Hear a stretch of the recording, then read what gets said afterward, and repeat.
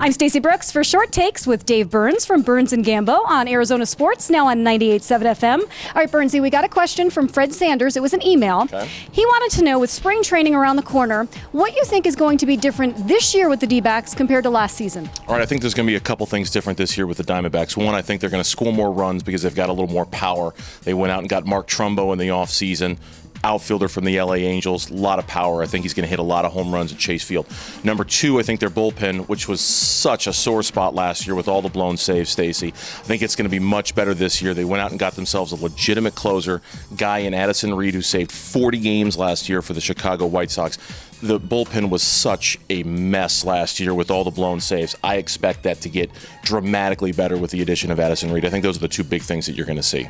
Okay, the opening game, this surprised me. It is between the D-backs and the Dodgers in Australia. First, your thoughts about a game in Australia? Well, they're trying to internationalize the game. This is what every business in pro sports does, try to expand the audience and all that sort of thing.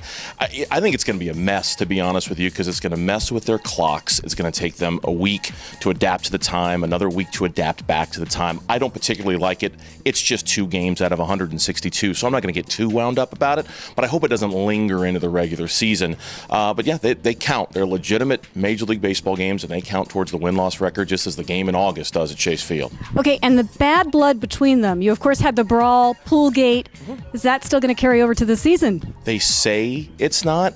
It's going to. Absolutely. It'll still be there. It hasn't gone anywhere. The Diamondbacks have been very good publicly about saying out loud that, no, we enough talking about it. Let's just go do it on the field. I have to imagine there are a lot of guys in that clubhouse right now. It's still in the back of their mind. They're still thinking about it.